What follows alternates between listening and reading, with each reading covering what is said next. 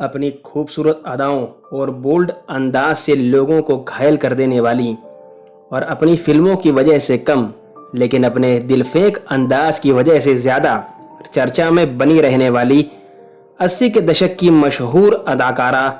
जी हाँ, हम आज बात कर रहे हैं टीना मुनीम की। टीना मुनीम उर्फ टीना अंबानी। नमस्कार, फिल्मी तराना चैनल के एक और बेहतरीन पेशकश में आप सभी का स्वागत है। टीना मुनीम का जन्म 11 फरवरी 1957 को मुंबई के गुजराती परिवार में हुआ था।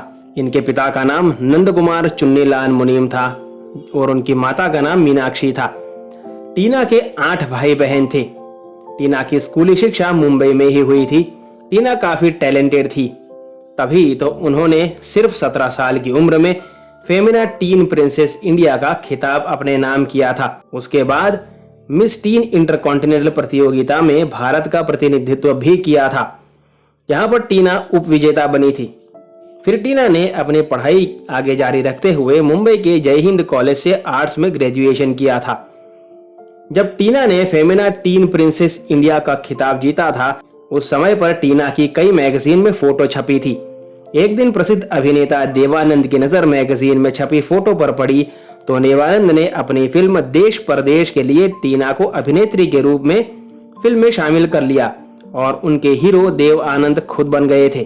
टीना को भी काफी खुशी हुई क्योंकि देवानंद उस समय बड़े कलाकार थे।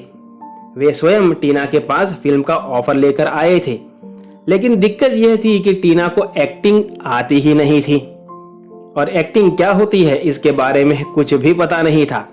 फिर देवानंद ने खुद ही टीना को एक्टिंग सिखाई और उसके एक्टिंग गुरु भी बन गए। फिर क्या था, टीना ने फिल्म में इतनी बेहतरीन एक्टिंग की कि 1978 में आई फिल्म देश परदेश ने तो चारों तरफ तहलका मचा दिया। फिल्म सुपरहिट रही। यह फिल्म कई महीनों तक सिनेमाघरों में चलती रही थी। टीना ने अपनी पहली फिल्म में फिल्म इंडस्ट्री में अपनी जगह बना ली थी।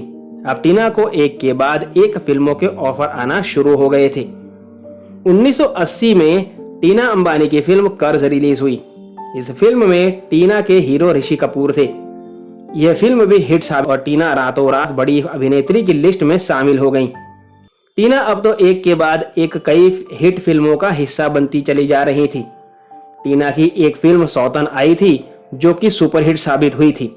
इस फिल्म में टीना के अभिनय की खूब तारीफ हुई थी। टीना ने सभी बड़े अभिनेताओं के साथ काम किया। टीना को फिल्मी दुनिया में महान कलाकार देवानंद लेकर आए थे, जिसके कारण टीना को देवानंद की खोज भी कहा जाता है। जब टीना की पहली फिल्म देवानंद के साथ में हिट हुई, तभी देवानंद ने उन्हें अपनी अधिकांश फिल्मों में हीरोइन के रूप में कास्ट कर लिया था और अपने साथ फिल्मी पार्टियों में भी वो टीना मुनीम को साथ लेकर के ही जाते थे। टीना मुनीम को देवानंद से प्यार हो गया था।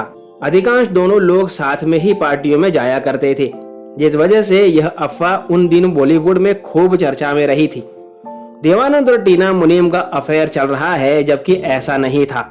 हाँ, टीना मुनीम देवानंद से बहुत प्यार करती थी, लेकिन देवानंद के लिए टीना केवल एक एक्टर ही थी जो कि उनकी फिल्मों की बेहतरीन हीरोइन हुआ करती थी।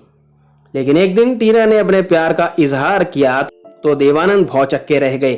देवानंद ने टीना को समझाया कि देखो, मैं एक शादीशुदा हूं और तुम केवल मेरी दोस्त हो। फिर देवानंद ने कुछ दिनों के बाद टीना मुनीम से दूरी बना ली और टीना के साथ फिल्मों में काम करना बंद कर दिया। फिर उस दिन से टीना ने देवानंद की फिल्मों में कभी भी काम नहीं किया। टीना उस समय देवानंद की बातों से काफी आहत हुई थी।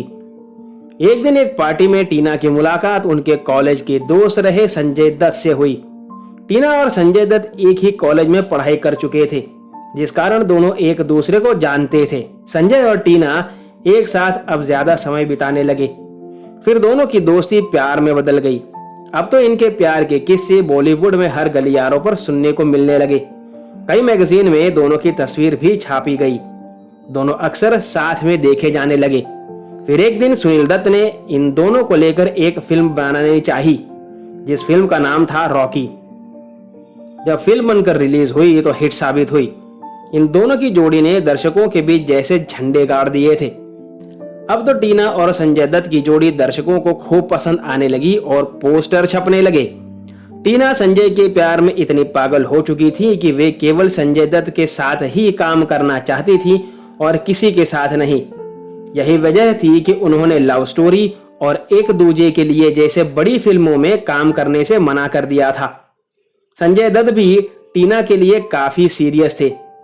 एक बार दिए गए इंटरव्यू में संजय दत्त ने बताया था कि मैं कभी भी अपनी गर्लफ्रेंड के करियर में इंटरफियर नहीं करता था, लेकिन टीना के लिए मैं बहुत ही सीरियस था।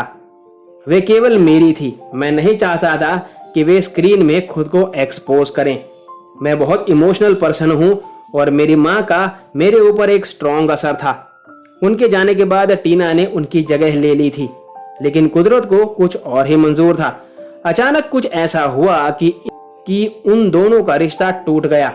एक दिन टीना संजय दत्त के कमरे में गई तो देखा कि संजय दत्त नशे में चूर थे। संजय ने ड्रग्स लेना शुरू कर दिया था। टीना संजय दत्त को देखकर दंग रह गई, क्योंकि वे संजय को बहुत अच्छी तरह से जानती थी। टीना गुस्से में तमतमा कर संजय से सवाल किया कि ये सब क्या है, तुम ड्रग्स लेते हो? मुझे नहीं पता था कि तुम एक नशेड़ी हो। फिर दोनों में काफी लड़ाई हुई और पास में रखी एक बोतल को तोड़कर संजय ने अपना हाथ काट लिया। उसके हाथ से खून निकलता देख टीना चिल्लाती हुई कमरे से बाहर भाग गई और फिर टीना ने यहीं से संजय से दूरी बनाना सही समझा, क्योंकि टीना एक नशेड़ी के साथ अपनी पूरी जिंदगी नहीं बिता सकती थी। लेकिन संजय टीना को बहुत प्यार करते थे। टीना का यूं उन्हें छोड़ के चले जाना संजय दत्त को बर्दाश्त ही नहीं हो रहा था। वे उसी वक्त हाथ में बंदूक लेकर आधी रात को सड़क पर फायर करते हुए दौड़ लगाने लगे।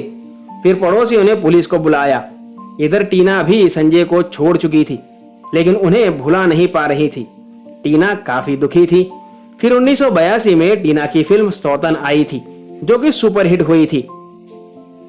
इस फिल्म के हीरो राजेश खन्ना थे। इसी फिल्म की शूटिंग के दौरान टीना और राजेश एक दूसरे के करीब आ गए थे। टीना उस समय काफी दुखी थी, तो जब उन्हें राजेश खन्ना का सहारा मिला तो टीना उनके करीब आ गई।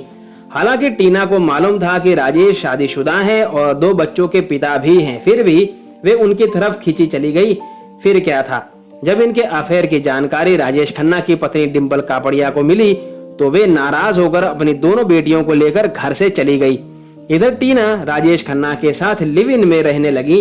ये दोनों कपल कई सालों तक साथ में रहे, जबकि राजेश टीना से 15 साल बड़े थे। लेकिन टीना को इससे कोई फर्क नहीं पड़ता था। वे चाहती थी कि राजेश जल्द से जल्द डिंपल को तलाक दे दे और उनसे शादी कर लें। लोगों ने टीना को डिंपल की जिंदगी में काली परछाई बनकर आई है यह तक भी कहना शुरू कर दिया था, क्योंकि टीना की वजह से ही राजेश और डिंपल में गलतफहमी पैदा हुई थी और डिंपल घर से चली गई थी, जिसका असर उनकी बेटियों में भी पड़ा था। अब राजेश और डिंपल अलग रहने लगे थे तो राजेश ने टीना से कहा था कि डिंपल से तलाक लेने के बाद मैं तुमसे शादी कर लूंगा। टीना उस दिन के इंतजार में थी जब राजेश डिंपल को तलाक नहीं दे रहे थे। तब टीना को पता चल गया कि राजेश सिर्फ और सिर्फ उनका फायदा उठा रहे हैं और ये जान के उन्होंने राजेश खन्ना के साथ से भी दूरी बना ली। टीना अपने आप को इस माहौल से बाहर निकालने के लिए अमेरिका चली गई और वहां अपनी पढ़ाई पूरी करने लगी। टीना को प्यार में बार बार धोखा ही मिल रहा था, जिस कारण से टीना काफी दुखी रहने लगी थी। तभी उनके जीवन में एंट्री हुई एक नए इंसान जिसका नाम था अनिल अंबानी, जो कि भारत के सबसे अमीर परिवार के बेटे थे और बाद में टीना के जीवन साथी भी बने। बात 1983 की है, जब अनिल अमेरिका के यूनिवर्सिटी ऑफ पेंसिल्वेनिया में पढ़ाई कर रहे थे। अनिल ने एक शादी के फंक्शन में टीना को देखा था। टीना ब्लैक कलर की साड़ी पहने हुए शादी में आई और सभी मेहमानों से हटकर दिख रही थी। वे काफी सुंदर लग रही थी। शादी के चले पूरे फंक्शन में अनिल की नजरें टीना पर ही टिकी हुई थी। अनिल टीना को देखते ही उनसे प्यार कर बैठे थे, लेकिन टीना की तरफ से कोई रिस्पॉन्स नहीं था। उन्होंने अनिल को नोटिस तक नहीं किया था। अनिल ने जब अमेरिका में टीना को फिलाडेल्फिया में देखा तो उनसे शहर घूमने की बात कही। इस पर टीना ने उनके साथ जाने से मना कर दिया था।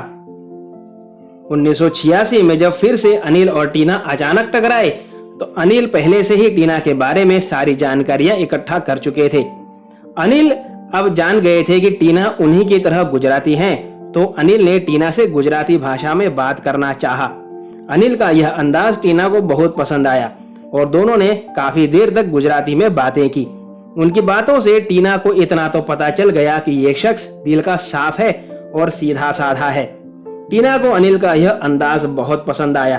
टीना अनिल से काफी प्रभावित हुई। धीरे धीरे दोनों साथ में दिखाई देने लगे और काफी नजदीक भी आ गए। अनिल ने अपने परिवार वालों से टीना से शादी करने की बात सामने रखी तो उनके परिवार वालों ने इनकार कर दिया, क्योंकि उनका मानना था कि एक अभिनेत्री घर परिवार को सही ढंग से नहीं संभाल सकती है। अनिल चाहते तो टीना से परिवार की मर्जी के खिलाफ जाकर शादी कर सकते थे, लेकिन उन्होंने ऐसा नहीं किया। जब ये बात टीना को मालूम हुई तो वे काफी दुखी हुई। टीना ने अपनी इंटीरियर डिजाइनर की पढ़ाई करने के लिए फिर से अमेरिका चली गई। कई सालों तक अनिल और टीना की बातचीत बंद रही। फिर 1989 में लॉस एंजलिस में बहुत बड़ा भूकंप आया था। उस समय टीना वहीं पर थी। तब अनिल को टीना की बहुत चिंता हुई और उन्होंने काफी कोशिश करने के बाद टीना का नंबर पता किया और उन्हें फोन लगाकर पूछा कि तुम कैसी हो। टीना ने कहा, हाँ मैं ठीक हूँ। फिर तुरंत कोई और बात किए बिना अनिल ने फोन कट कर दिया। टीना को अनिल का यह व्यवहार हैरान कर देने वाला लगा। उन्हें लगा अनिल को मेरी कितनी चिंता है, हमारी कई सालों से बातचीत बंद है, फिर भी उन्होंने मेरा हालचाल पूछा। फिर दोबारा टीना ने अनिल को फोन लगाया और तब दोनों की बातचीत शुरू हुई। इधर अनिल के लिए रोज रिश्ते आते थे, मगर अनिल शादी करने से मना कर देते थे। जब कई बार अनिल ने रिश्ते ठुकरा दिए तो उनके परिवार वाले समझ गए कि अनिल टीना के सिवा किसी से शादी नहीं करेंगे। आखिरकार परिवार वालों ने अनिल और टीना की शादी के लिए अपनी रजामंदी दे दी। फिर टीना को वापस इंडिया बुलाया गया और 1991 में टीना और अनिल अंबानी की धामधूम से शादी हुई। टीना ने शादी के बाद फिल्मों में काम करना बंद कर दिया। टीना अनिल के साथ खुशहाल जिंदगी बिता रही हैं। टीना के 2 बच्चे हैं, जय अनमोल और जय अंशुल। टीना अंबानी सोशल मीडिया में काफी एक्टिव रहती हैं, तो इस तरह से टीना मुनीम अंबानी परिवार की छोटी बहू बन गई और टीना मुनीम से टीना अंबानी बन गई। टीना अंबानी की गिनती बड़ी हस्तियों में होती है। इन्हें ब्यूटी वेपन भी कहा जाता है। टीना 66 साल की उम्र पार कर चुकी हैं। टीना को आर्ट और कल्चर का बहुत ज्यादा शौक है। टीना ने Mumbai national gallery of modern art के सलाहकार बोर्ड एंड अहमदाबाद में नेशनल इंस्टीट्यूट ऑफ डिजाइन के साथ में काम तक किया है। इसके अलावा वे कोकिलाबेन हॉस्पिटल को भी संभालती हो। कैसा लगा आपको टीना मुनीम यानी कि टीना अंबानी के बारे में हमारा बनाया गया वीडियो? मुझे कमेंट बॉक्स में जरूर बताइएगा।